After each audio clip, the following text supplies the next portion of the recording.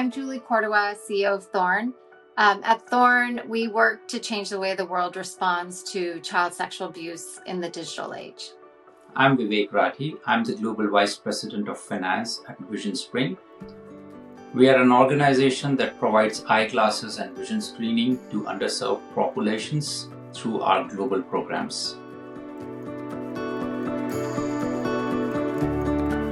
Your strategic plan can help you identify your areas of investment by helping you really understand how your organization is uniquely positioned to address a certain issue. There are a lot of organizations that want to do great work, but maybe they're in a field where there's already 5 organizations doing that exact same thing. So you have to ask yourself, what is the unique value that I am creating in this field, and how am I going to change things differently than someone else already is? And that question, along with a few others, can help you understand where do you place your financial investments. And a couple other factors to consider as you're thinking about investment areas. So one is, what are you investing in that is a proof of concept? And you maybe invest a smaller amount, you have quicker gates to understand whether it's paying off and whether it will warrant further investment. And another question is, where are your investments areas where you want to scale? So maybe you've already proved that a concept works, that it's delivering results. You want to double down on your investment. You may put more money in there at longer term, and you know that you're going to get a higher return, maybe more impact per dollar. So again, several questions come into play, but your strategy helps you understand where we uniquely positioned with the kind of assets that we as an organization bring to this field. And then you think about different horizons for investing. We have a robust process of strategic financial management, which essentially is aligning the organization's financial resources with the organization's overall strategic objectives to ensure that we continue to operate and grow in the long term sustainably. Towards this, we have a process of creating long-term plans, typically 2 to 3 years. And once that has been created, we get into financial forecasting, budgeting, risk management, execution, and finally performance review. By this, we ensure that the areas that we are targeting are included in our plans, both forecasts and budgets. We allocate the resources based on the priorities of the organization in that geography or at an overall level. And periodically, on a monthly basis, we keep reviewing our performance as to how we are faring against what we set out to do and how things have happened over the course of time. The CEO needs to be the champion of developing any strategic plan, but you have a lot of stakeholders. So you need to obviously be engaging your internal stakeholders from your executive team, but also for us, we talk to our employees. We get input when we're revising our strategic plan, because often your teams are the ones that are on the front lines with the field, and they can give you input that you may not be seeing. You also need to be talking to the folks that your work impacts. That might be, the primary person who receives the benefit of your organization, or it may be your partners. And we go out and talk to partners and children all of the time. But namely, when we are developing a strategic plan, your board needs to be involved. I think donors, others in the field. So all of that are folks who are involved. But the key is figuring out when they are involved and making sure everyone knows what their role is. Because one of the things that will happen is everyone you talk to is going to have an opinion about what your strategic plan can be. And it is your job as the CEO or the executive who is leading the planning process to have a filter or a way of discerning which of those inputs will you bring to the table, and which are interesting but may not make the cut. And so you really have to, at the outset of developing a strategic plan, outline, who's going to be a part of it, what is their role, and kind of set a framework for gathering that input and involvement. As an organization, we do realize that the opportunity for us is huge, and it's only limited by what we can do given the resources that we have. So in all our plans, there's always a caveat that we have, which includes what we could do additionally and more if there was ever a windfall gift that we receive. Building that plan is not linear. For us, it often is you set your vision, you outline your strategies and your tactics, and you look at the finances, and then you may have to go back, often not to the vision, but maybe to your tactics, and say, do we need to adjust anything given the resources that we have or what we've learned along the way?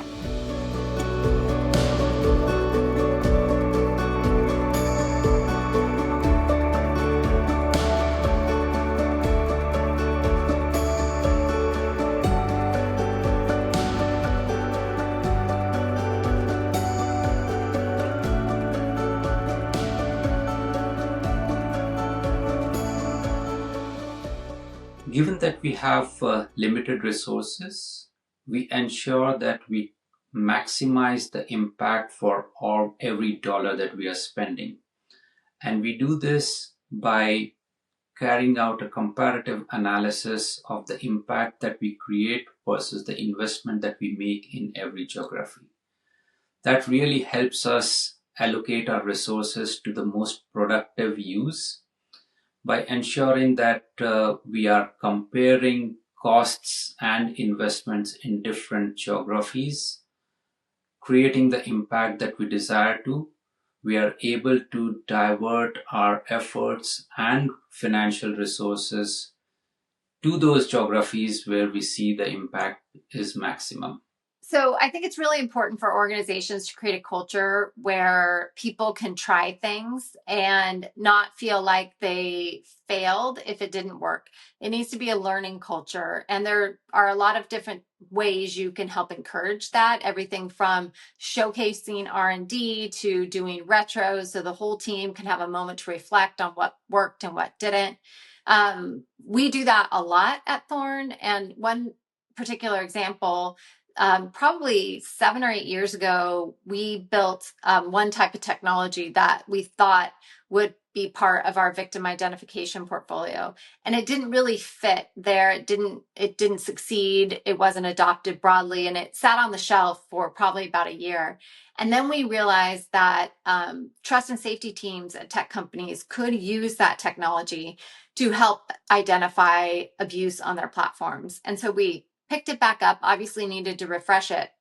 But the learnings we had from that original R&D work several years prior really informed the product development that we now have, that we see being adopted and having impact. So you have to kind of celebrate and take every investment as a learning. Even if something doesn't work in the moment, you will have learned what doesn't work and where not to invest. But you may also have learned, some insight that could inform a future program or product. We have a very inclusive process of deciding on our priorities as well as the annual budgets.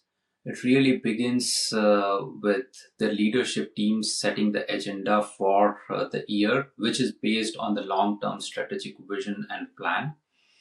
And once we have set out the targets that we want to achieve in a particular year, then we sit down with the respective country teams and make sure that we are building up the plan to achieve those annual objectives and goals. At a country level, again, it is a very inclusive process of the entire leadership team and the execution teams coming in together to create the plans at a very granular level so that we are able to make sure that our budgets align with our overall strategic goals and long-term vision. When you get a windfall gift, it's an amazing moment, but it's also overwhelming. And it does create a lot of opportunity for reflection. I think for us, I'm not sure we did as much kind of reflection in the beginning as we should have, but we learned along the way. I mean, I think depending on what your big idea is that windfall gift will fund, it's important to think about as you scale, whether you are an intermediary and you're going to be distributing those funds to others, or you're actually going to scale your own program or product team. What is the operational infrastructure you're going to need to scale to the level of what your dreams are that windfall gift is funding? I think a lot of times as mission-driven leaders, we think immediately to the mission. I need the folks who are going to be doing the on-the-ground work or building the products or working with our stakeholders, when you may need to take a moment and think about what is the operational infrastructure you're going to need. Is it HR teams? Is it insurance? Do you need a CFO now that has a different type of capacity or experience to help you manage through this gift? Do you need a different type of board governance in place that maybe has experience managing at this level before? And also, what checks and balances will you have in place to ensure that you are stewarding that gift as intently as possible and learning along the way as you do?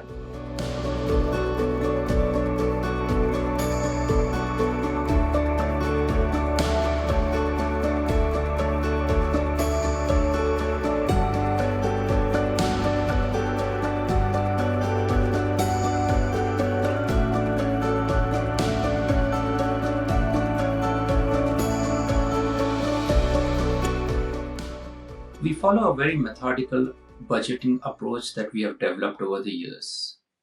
We start with fundamentals. How much did we do last year? How much can we do this year?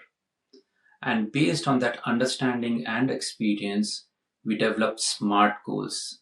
Goals which are specific, measurable, achievable, relevant to our organization, and of course, time bound. So again, we work with tech, and tech is moving very quickly. And so the idea of putting out kind of a 3 to 5 year budget, it is great discipline. It ensures that you have a roadmap, or we call it kind of guardrails of directionally where you're headed.